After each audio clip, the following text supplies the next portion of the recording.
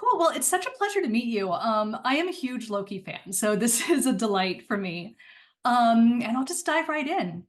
So at the end of season one of Loki, kind of the huge question around Sylvie is like, what is she going to do next, right? She's accomplished her goal, she's won. And I remember there was this funny story that came out where I guess you were talking to one of the producers and you said, oh, well, I guess she'd probably be hungry, after killing a villain. And apparently they took that to heart. So what was your reaction when you got the script and you finally got to find out what Sylvie's next move was going to be? I'm like, oh, they took that literally. Oh, okay, right, okay. Be careful what you say in future. So, Uh-oh. um, no, it was cool. It was funny. It was an interesting starting point, and it's kind of made sense. It plops her straight into normal life, and you have to watch how Sylvie attempts to assimilate and tries to, make some human connections, which is something that she's never been able to do before.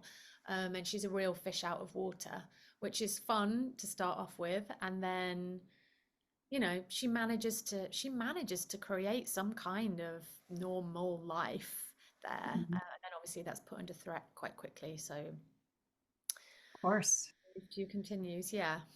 Right. Yeah.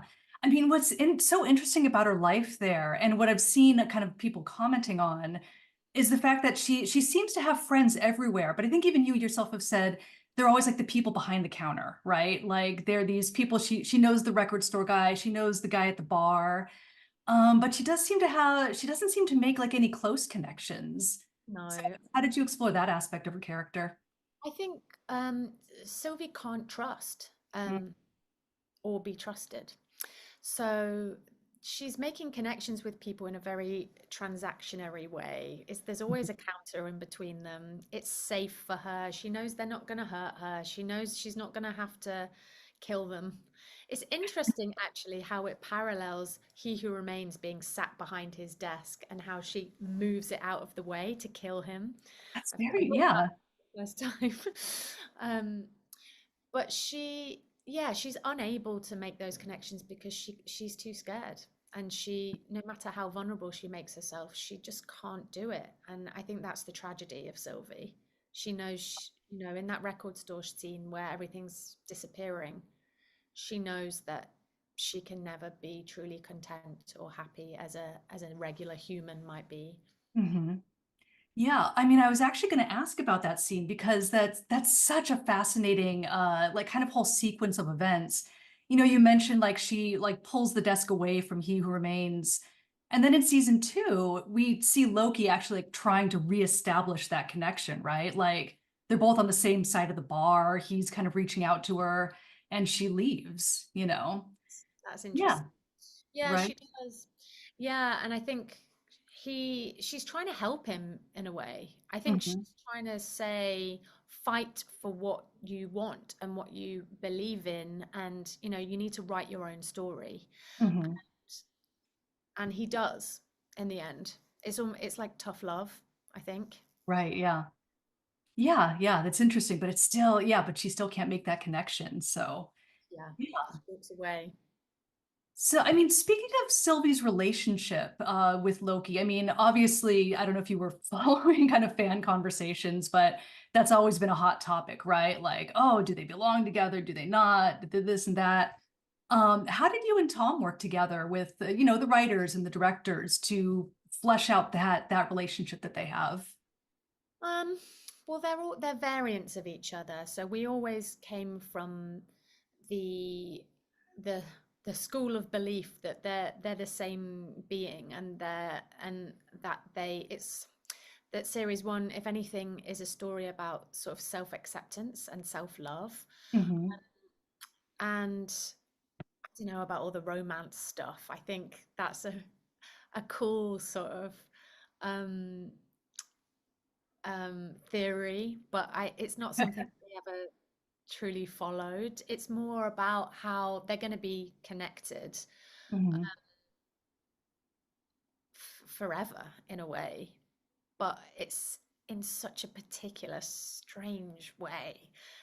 They're the same person. They know Right. each other more than anything, more than anyone, but they're also completely different and know exactly how to wind each other up. So it's a very intimate relationship, but it's not necessarily romantic. That's how I think of it, and that's how we talked about it on set.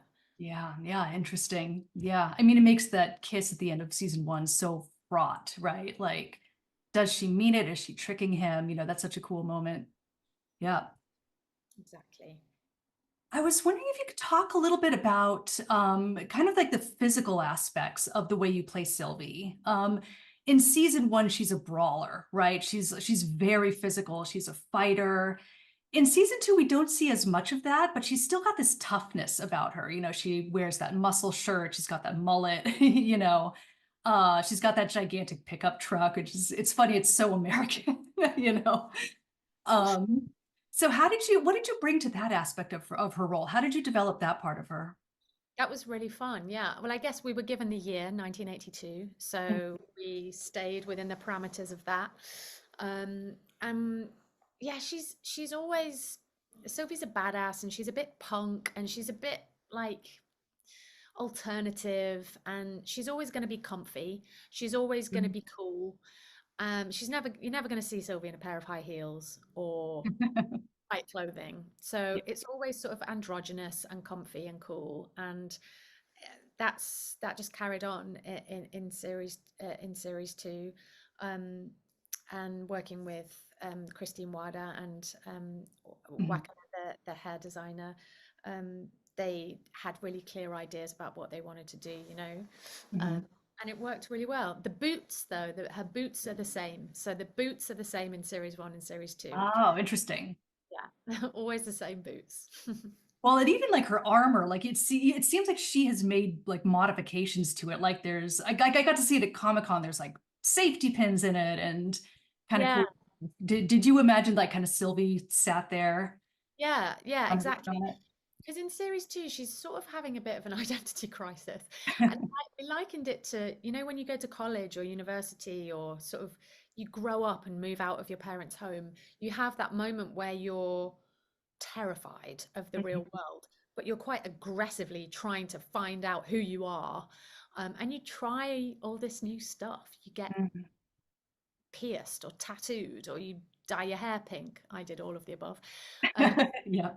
and it's Sylvie's way of doing that, is putting her mark on, trying to figure out who she is and who she wants to be. Hmm. Yeah. Yeah, definitely. Well, I was wondering if we could shift gears a little bit. So I'm a mother of two, and I remember during season one, I so appreciated your advocacy around motherhood and working moms, right? Like right down to the nursing friendly costume that you had Christine Wada design for you. Um, what was it like going into season two, with kids and being a working mom? It's the hardest thing. It's the hard. No one can ever prepare you for how hard it is. Yeah. And I did it again. So yeah, I had a baby again for series two. So it was just insane. And I'm like, what am I doing? But everyone was super supportive, and I'm very lucky that, I have a job where Hmm. it's they help you as much as they can, Yeah. to be a parent and also do your job. But yeah, the nursing friendly costume was whipped out again, and everything was put into place again, so I could, feed the baby and then do a scene. And it's just a circus. It's so crazy. And just the balance of life and work and parenting Hmm. it should be easier. So I much agree. easier. Yeah, well, I imagine it's especially difficult with an acting schedule because there's so much travel and kind of unpredictable scheduling involved. Like, I mean, I basically work a 9 to 5, but for you, I imagine it's quite different. It's crazy. But it's also like people ask me about it a lot, and I don't think people ask like my husband about it. Yeah. Right? The mums always get asked about, how do you do it? How do you juggle work and life and parenting? And like all the guys are doing it too. Right. It, we just do it because we have to, you know, pay Hmm. our bills and do our job. Yeah. Yeah. I mean, absolutely. I definitely feel that. Yeah. Well, Um, so, oh yeah, go ahead. yeah, no, that's it. Yeah, sure. Well, so I would love to also talk about some of your behind the camera work because I know you're also a writer and a director. Um, I'm a horror fan, and so I especially love the lost films of Bloody Nora. Mm. What draws you to writing and directing? Like, what excites you about that aspect of this work?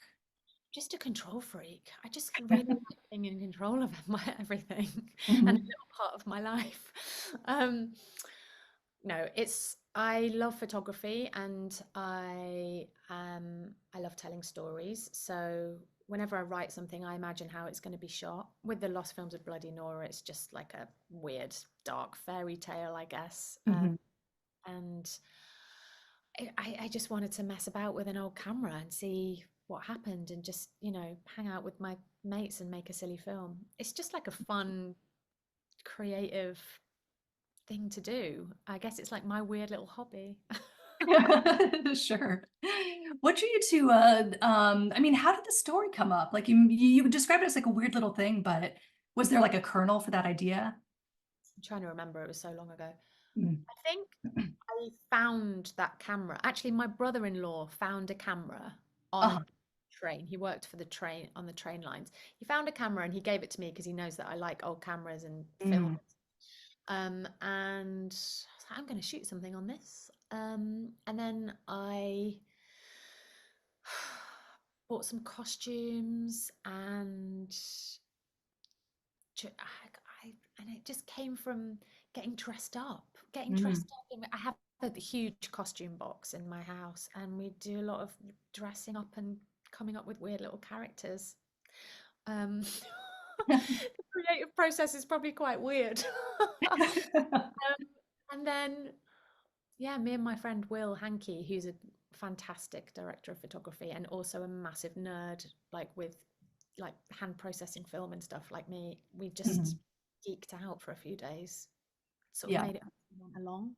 And then I think I was like, would it be cool if like she eats the film and then he has to like get it out of her stuff? Like that could be the opening shot is like she is like Mhm. bleeding and all of this film is being taken out like spaghetti from her inside, you know, and then it just Yeah. snowballed. Yeah. I mean, it sounds like your creative process is very playful, right? Like, would you say that's true? Yeah, I think so. Finding what's fun and what's Mhm. gross, what looks cool. Yeah. To tie it back to Loki, were there any moments like that on set where you were able to kind of like find Sylvie's character or find your way to the heart of a scene just through play and creativity and experimenting? Yeah, I think that's how I always approach the character is through play and experimenting. What for Sylvie, it's very physical for me, like the way she Mhm. fights and the way she stands. So before a scene, to get into character, I will often just do a bit of fight choreo, like on my own in the toilet. Mm, So like just like do some air punching, and sort of physically become her. And just imagine fighting. That's how I access Sylvie. sure, yeah. With every part. Yeah. Yeah. Uh, So thinking about your upcoming projects and the future of your work, both Marvel and non-Marvel, um, I know you've spoken in the past about just kind of like fun things you could imagine Sylvie doing, characters that you would want her to meet up with. If Marvel came to you and they said, we're giving Sylvie a solo film or a solo series, what would you hope to see in it? Like, where would you hope for her to go? oh gosh, I don't know, like a beach somewhere, smoking a cigar. She I've got to deserves be it. careful what I say now, Julia, because last time I said hamburger, and look where that got me. Yeah. Right. She would be on a Caribbean island, smoking a cigar, like barbecue, and some like great music playing. Yeah, right. Maybe like $1 million, we could throw that in. Yeah, yeah. Yeah. All my friends, all my family. Yeah. Or a fraught question, I understand. How about the other projects that are coming up? What are you working on right now? I have a film called The Radleys, which is coming out with Damian Lewis and Kelly MacDonald, and then a series called Peacock in the UK. Yeah, and a few more things which will be coming soon. Yeah. The Radleys now, correct me if I'm wrong, but I feel like vampires are involved in Yeah. that. Okay, yeah, all right. Yeah, is there anything you can say about it? It's a suburban vampire story about a family of vampires who are trying to abstain from drinking any blood. Oh, good. Well, responsible vampires. Yeah, So, responsible vampires in like Yorkshire, I think. okay, yeah. Yeah, well, that sounds like a lot of fun. Well, as we wrap up, this is like a fun little question I like to ask sometimes. If you could meet Sylvie in person, what would you tell her? Like, what would you say to her? Oh God, that's a really good question. Um, I think I'd just say just keep doing what you're doing. You're a Mm. badass, and I wish I could be more like you. Oh, wow. Cool. Well, thank you so much for chatting with me today. This was a pleasure. Thank you. Thank you, Julia. Cheers. You too. Yeah.